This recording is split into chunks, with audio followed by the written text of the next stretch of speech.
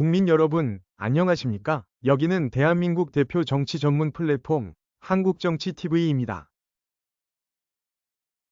도널드 트럼프 미국 대통령이 북한을 핵보유국이라 말해 파장이 예상되고 있습니다.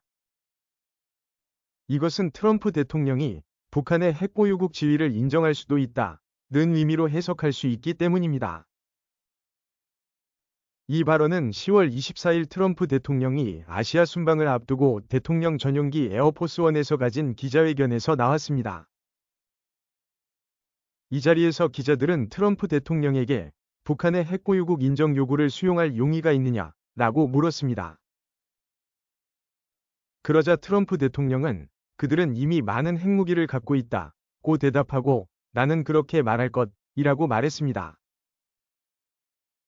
트럼프 대통령이 북한에 대해 뉴클리어 파워라는 표현을 쓴 것은 이번이 처음이 아닙니다.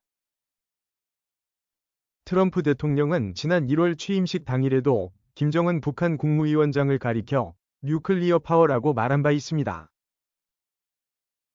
그 뒤에도 트럼프 대통령은 기회가 있을 때마다 북한을 뉴클리어 파워라고 말했습니다.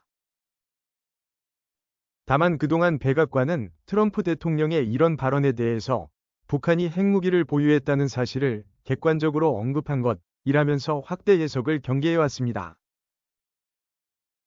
외교가에서도 트럼프 대통령이 핵보유국이 정확한 개념을 인지하지 않은 채 말했을 가능성이 크다고 보았습니다.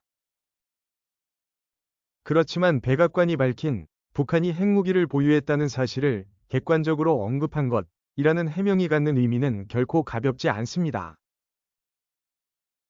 이 말을 뒤집어 보면 백악관도 북한이 핵무기를 보유하고 있다는 것을 사실로 인정한다는 뜻으로 해석할 수 있기 때문입니다.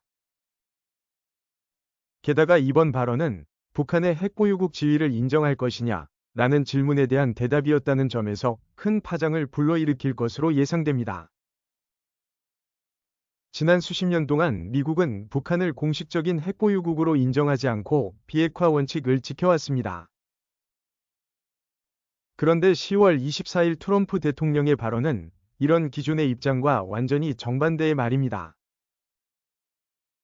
이에 앞서 이날 트럼프 대통령은 이번 방한 기간에 김정은 위원장과 만나고 싶다는 뜻을 밝혔습니다. 이날 트럼프 대통령은 김정은과 만날 계획이 있느냐라는 기자들의 질문을 받고 만나고 싶다고 대답했습니다. 그러면서 나는 그와 매우 잘 지내왔다고 강조했습니다. 시청해주셔서 감사합니다. 한국정치TV는 국내 최초로 탄생한 중립적, 객관적, 과학적, 불편부당한 독립정치 미디어입니다. 여러분의 구독과 알림, 자발적인 후원은 채널의 제작과 운영에 큰 힘이 됩니다.